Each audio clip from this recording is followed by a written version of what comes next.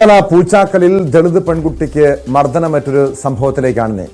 ആ കേസിൽ ജാമ്യമില്ലാ വകുപ്പ് പ്രകാരം പോലീസ് കേസെടുത്തിട്ടുണ്ട്.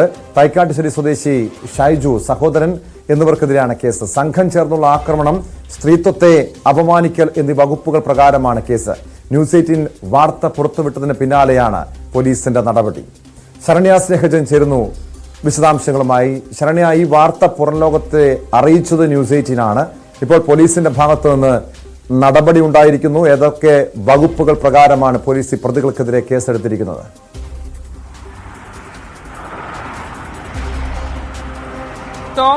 ഈ സംഭവങ്ങൾ കഴിഞ്ഞ കുറച്ച് നാളുകളായി പോലീസിനെതിരെ ഉയരുന്ന ആക്ഷേപം ഈ കേസിലും തൈക്കാട്ടുശ്ശേരിയിൽ ഇന്നലെ ആ പെൺകുട്ടി ആ യുവതി ആക്രമിക്കപ്പെട്ട സംഭവത്തിലും ഉണ്ടായി എന്നുള്ളതാണ്.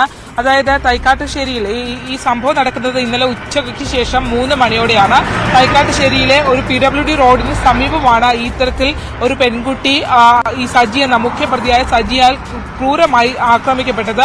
ഈ പെൺകുട്ടിയുടെ മുടിയിൽ കുത്തിപ്പിടിച്ചത് 19 വയസ്സാണ് ഈ നിലാവെന്ന ഈ പരാതിക്കാരിയായ ആൾക്ക് മുടിയിൽ കുത്തിപ്പിടിച്ച് താഴെ ഇട്ട് നിലത്തിട്ട് ചവിട്ടുന്നു. പലതവണ ചവിട്ടുകയും പിന്നീടും ആക്രമിക്കപ്പെടുന്ന ദൃശ്യങ്ങളാണ് പുറത്തു വന്നത്.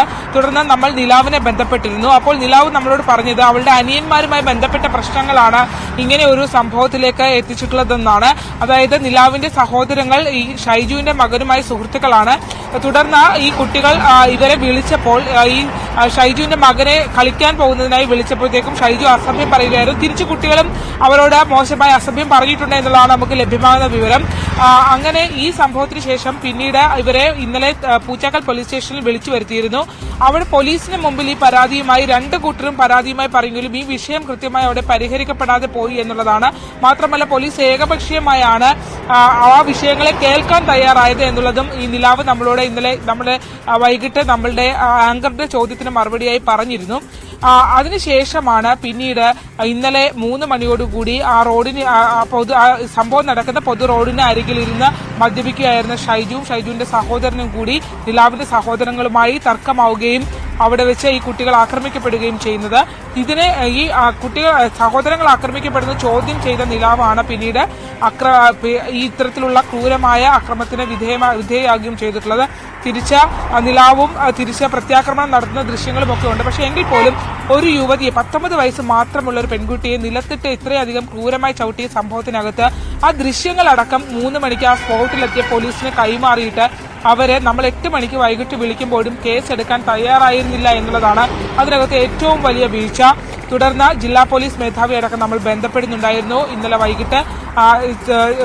ഈ സംഭവത്തിൽ പിന്നീട് ജില്ലാ പോലീസ് മേധാവി അന്വേഷണത്തിന് ഉത്തരവിടുകയും വാർത്ത ശ്രദ്ധയിൽപ്പെട്ടതിനെ തുടർന്ന് ഈ കേസിൽ FIR ഇടുമെന്ന് നമ്മളെ അറിയിക്കുകയും ചെയ്തിരുന്നു. അങ്ങനെയാണ് ഇപ്പോൾ കേസിൽ FIR ഇട്ടിരിക്കുന്നത്. അതായത് 3 മണിക്ക് നടന്ന സംഭവത്തിൽ ഇന്ന് രാവിലെയോടെയാണ് ആ നടപടികൾ പൂർത്തിയായിട്ടുള്ളത്. ഹരിജൻ ദളിത് യുവതിയാണ്. അതുകൊണ്ട് തന്നെ ഹരിജൻ അട്രോസിറ്റി ആക്ട് പ്രകാരമാണ് കേസ് ഉള്ളത്. സ്ത്രീത്വത്തെ അപമാനിക്കുന്നതിന് 364 വകുപ്പ് പ്രകാരം കേസെടുത്തിട്ടുണ്ട്. ഒപ്പം തന്നെ സംഘം ചേർന്നുള്ള ആക്രമണത്തിനും കേസെടുത്തിട്ടുണ്ട്. പിന്നെ ഇതിനകത്ത് മറ്റൊരു പ്രധാനപ്പെട്ട കാര്യം, നിലാവിനെതിരെയും പോലീസ് കേസെടുത്തു എന്നുള്ളതാണ്. നിലാവിനെയും കണ്ടാൽ അറിയാവുന്ന നിലാവിന്റെ സഹോദരങ്ങൾക്കൊന്നും 18 വയസ്സ് പൂർത്തിയാകാത്ത കുട്ടികളാണ്. ഇവർക്ക് അച്ഛനില്ല, ഇവർക്ക് അമ്മയുടെ സംരക്ഷണയിലാണ് വളരുന്നത്. അമ്മ കൂലിപ്പണി എടുത്തൊക്കെയാണ് ഈ കുട്ടികളെ വളർത്തുന്നത്. എന്തായാലും അവർ പറഞ്ഞത് തങ്ങൾ പോലീസ് സ്റ്റേഷനിൽ നിന്ന് പരാതിയുമായി ചെന്ന തങ്ങൾ പോലീസ് സ്റ്റേഷനിൽ നിന്ന് ആട്ടിയിറക്കപ്പെട്ടുവെന്നും ഇപ്പോൾ കേസിൽ പ്രതിയായിട്ടുള്ള ഷൈജുവിന് അനുകൂലമായ നിലപാടാണ് പോലീസ് സ്വീകരിച്ചിരുന്നതാണ്. അവർ ഉന്നയിക്കുന്ന ആരോപണങ്ങൾ ശരിവെക്കുന്നതാണ്. ഇന്നലെ രാത്രി 8 മണിവരെയും ഇവർ നൽകിയ അല്ലെങ്കിൽ ഈ സംഭവം നടന്നിട്ട് പോലീസ് ഇന്നലെ SI ബന്ധപ്പെടുമ്പോൾ പൂച്ചാക്കൽ SI പറഞ്ഞത് ഈ കേസ് സംബന്ധിച്ച് പോലും വ്യക്തമായൊരു വിവരം നൽകാതെ അവരോട് ഞങ്ങൾ ആശുപത്രിയിൽ പോകാൻ പറഞ്ഞിട്ടുണ്ട് എന്നുള്ളതാണ്. ആക്രമിക്കപ്പെട്ട ദൃശ്യങ്ങളടക്കം കൈമാറിയ ഒരു അന്വേഷണ ഉദ്യോഗസ്ഥനാണ് ഇങ്ങനെ ഒരു മറുപടി നൽകിയത്. അതെന്തുകൊണ്ടാണ് അത്തരം ഒരു പോലീസിന്റെ ഭാഗത്തു നിന്ന് ഒരു നടപടി ഉണ്ടായത്? ഈ കുട്ടികൾ പരാതിയുമായി പോലീസ് സ്റ്റേഷനിൽ സമീപിച്ചിട്ട് പോലും പോലീസ് അവർക്ക് വേണ്ട രീതിയിലുള്ള സുരക്ഷ കൊടുക്കേണ്ടതല്ലേ? അതല്ലെങ്കിൽ അവർക്ക് ഏതെങ്കിലും പരിക്കേറ്റെങ്കിൽ പോലീസ് അവരോട് ആശുപത്രിയിൽ പോകാൻ പറയുന്നതിന് പകരം അവരെ ആശുപത്രിയിൽ എത്തിക്കാനുള്ളൊരു മനസ്സ് പോലും കാണിക്കാത്ത രീതിയിൽ ഈ പ്രതികളെ സംരക്ഷിക്കുന്ന സമീപനം എന്തുകൊണ്ടാണ് പോലീസ് സ്വീകരിച്ചത്?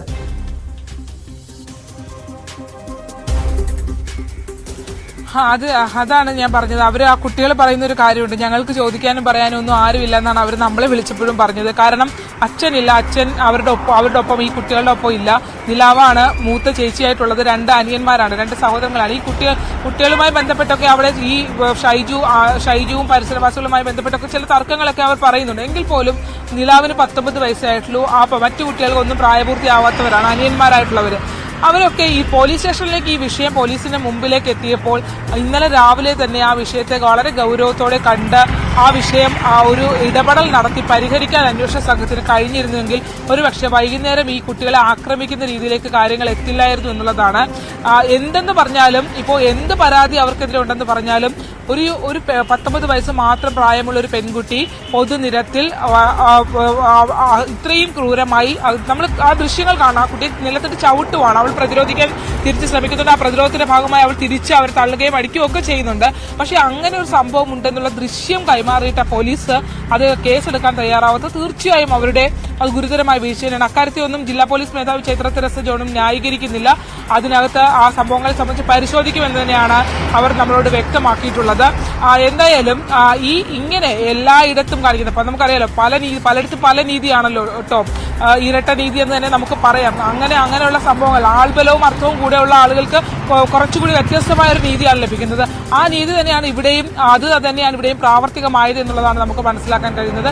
എന്തായാലും ഇത്രയധികം മാധ്യമങ്ങളിലടക്കം എല്ലാവരും ഈ വാർത്ത പിന്നീട് ടേക്കപ്പ് ചെയ്തു.